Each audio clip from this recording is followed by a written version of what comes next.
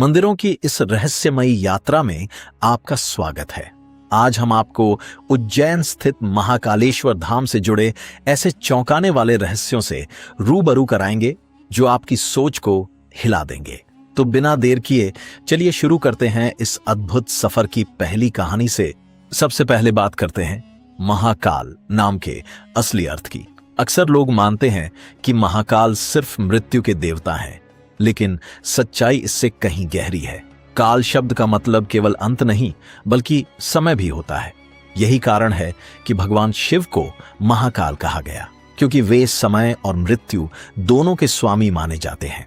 प्राचीन काल में यह स्थान समय निर्धारण का केंद्र भी माना जाता था, जहां से पूरे विश्व का काल चक्र निर्धारित होता था। इसी विशेषता के कारण यहां स्थापित ज्योतिर्लिंग को महाकालेश्वर नाम दिया गया। एक और कथा इस नाम के पीछे छिपी है। कहा जाता है कि जब एक अत्याचारी राक्षस दूषण ने लोगों को सताना शुरू किया, तब भगवान शिव स्वयं उसके विनाश के लिए प्रकट हुए। उन्होंने उस दैत्य का अंत किया और वहीं विराजमान हो गए। उस समय की अवंती नगरी, जिसे आज हम उज्जैन के नाम से जानते हैं, वहां के निवासियों ने भगवान से यहीं रहने की प्रार्थना की। भगवान शिव ने उनकी विनती स्वीकार कर ली और हमेशा के लिए वहां बस गए। तभी से उन्हें महाकाल यानी काल के भी अंत का स्वामी कहा जाने लगा। अब बात करते हैं उस रहस्य की जिसने उज्जैन को और भी अद्भुत बना दिया है। यहां एक मान्यता प्रचलित है कि इस शहर में कोई भी शासक रात नहीं बिता सकता। कहा जाता है कि उज्जैन पर शासन केवल महाकाल का है। इतिहास और लोक कथाओं में ऐसे कई उदाहरण मिलते हैं जहां इस नियम को तोड़ने वालों को गंभीर परिणाम भुगतने पड़े। मान्यता है कि प्राचीन समय से लेकर आज तक जिसने भी यहां रात्रि विश्राम करने का प्रयास किया, उसे किसी न किसी संकट का सामना करना पड़ा। इस वजह से आज भी बड़े से बड़ा नेता या शासक यहां रुकने से बचता है। कुछ लोग इसे महज संयोग मानते हैं, जबकि कई इसे महाकाल की शक्ति का प्रमाण बताते हैं। उनका मानना है कि इस नगरी के असली राजा स्वयं भगवान महाकाल हैं और उनके अलावा कोई और यहां टिक नहीं सकता। अब चलते हैं उस परंपरा की ओर जो इस मंदिर को पूरी दुनिया में अलग पहचान देती है, भस्म आरती। यह अनोखी आरती हर दिन सुबह ब्रह्म मुहूर्त में की जाती है, जो जीवन और मृत्यु के चक्र का प्रतीक मानी जाती है। प्राचीन कथाओं के अनुसार एक समय राजा चंद्रसेन भगवान शिव के परम भक्त थे। जब उनके राज्य पर हमला हुआ और लोगों पर अत्याचार बढ़ा, तब प्रजा ने शिव से रक्षा की गुहार लगाई। भगवान शिव ने उनकी पुकार सुनकर दुष्ट शक्तियों का नाश किया। इसके बाद जो हुआ, उसने इस परंपरा को जन्म दिया। कहा जाता है कि भगवान शिव ने उस राक्षस की राख को अपने शरीर पर धारण किया। तभी से भस्म आरती की शुरुआत हुई, जिसमें शिवलिंग पर भस्म अर्पित की जाती है। पुराने समय में यह भस्म श्मशान की चिता से लाई जाती थी, जो जीवन की नश्वरता का प्रतीक मानी जाती थी।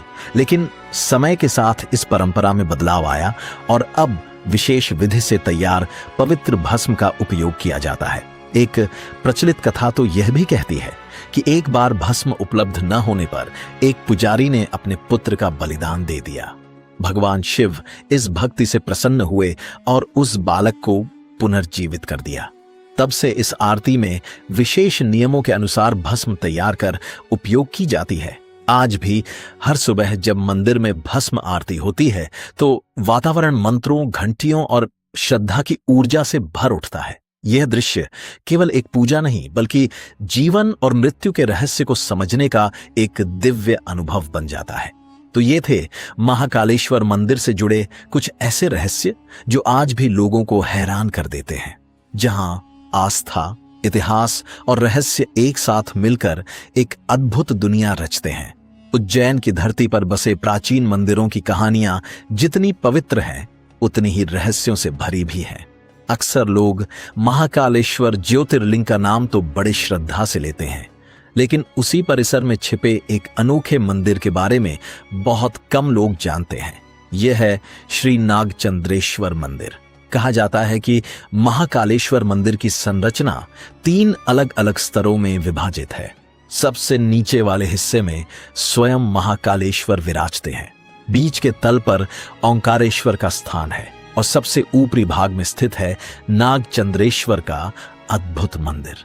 यही ऊपरी मंदिर अपने आप में एक ऐसा रहस्य समेटे हुए है जो श्रद्धालुओं को चौंका देता है।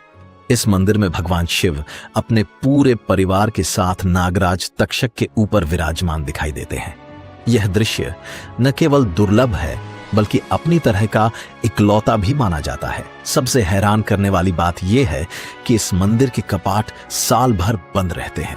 श्रद्धालुओं को यहां दर्शन का अवसर केवल एक दिन मिलता है, नाग पंचमी के पावन पर्व पर।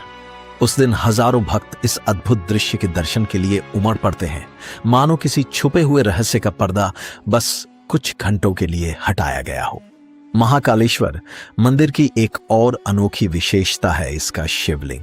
जहां दुनिया के अधिकांश शिवलिंगों की जलधारा उत्तर दिशा की ओर बहती है, वहीं महाकालेश्वर का शिवलिंग दक्षिण की ओर मुख किए हुए है।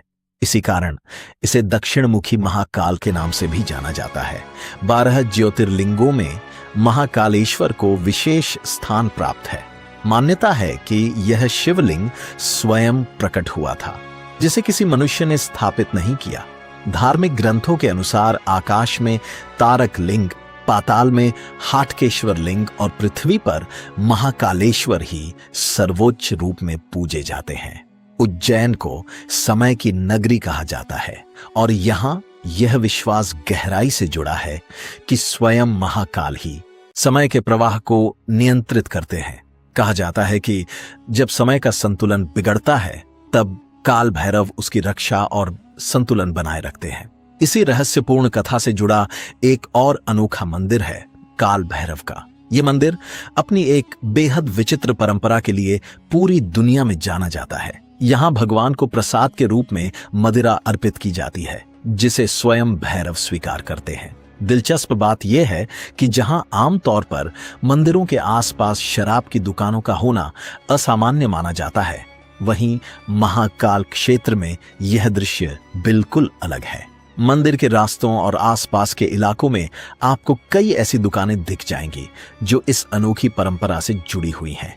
इन सभी रहस्यों और मान्यताओं के बीच उज्जैन का यह क्षेत्र एक ऐसी आध्यात्मिक दुनिया का एहसास कराता है जहां हर कहानी के पीछे कोई ना कोई गहरा रहस्य छिपा हुआ है, जिसे समझ पाना शायद आज भी इंसानी सोच से परे है। मंदिर के बाहर प्रसाद बेचने वाले कुछ लोग अपने पास शराब भी रखते दिखाई देते हैं। यह परंपरा कब शुरू हुई, इसका कोई स्पष्ट इतिहास नहीं मिलता। सबसे बड़ा सवाल यही है कि आखिर भगवान को चढ़ाई जाने वाली इतनी सारी मदिरा आखिर जाती कहां है?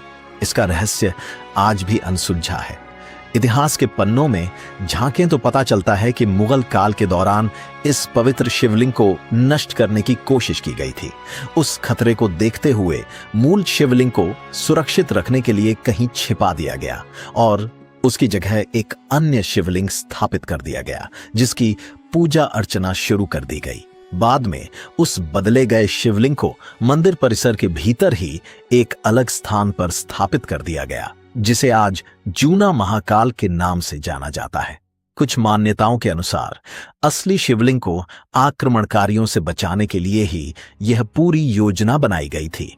समय के साथ भक्तों की आस्था और भी गहरी होती चली गई।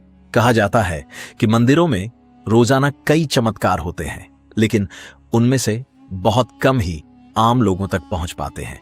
ऐसा ही एक रहस्यमयी घटना महाकाल मंदिर के गर्भगृह में लगे सीसीटीवी कैमरे में कैद होने का दावा किया जाता है। बताया जाता है कि सावन या महाशिवरात्रि के दौरान बाबा महाकाल को बेलपत्र अर्पित किए जाने के बाद गर्भगृह को बंद कर दिया जाता है और किसी भी भक्त को अंदर जाने की अनुमति नहीं होती। लेकिन उसी दौरान आधी रात को कैमरे में कैद हुई एक तस्वीर ने सबको हैरान कर दिया।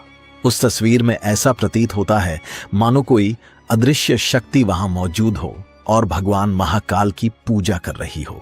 यह दृश्य सच है या सिर्फ एक भ्रम, इस पर आज तक कोई ठोस जवाब नहीं मिल पाया है, क्योंकि मंदिर प्रशासन या पुजारियों ने इस विषय में कोई स्पष्ट प्रतिक्रिया नहीं दी। हालांकि कई साधु संत इस घटना को वास्तविक मानते हैं।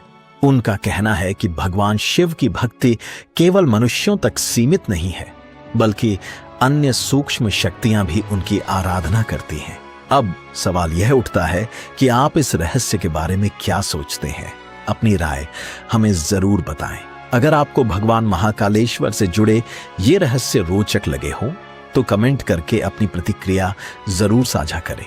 वीडियो पसंद आई हो तो इसे लाइक करें और अपने दोस्तों के साथ शेयर करना न भूलें। ऐसी ही अद्भुत और रहस्यमयी जानकारियों के लिए हमारे पेज को फॉलो जरूर करें। फिलहाल के लिए अनुमति दीजिए। नमस्कार।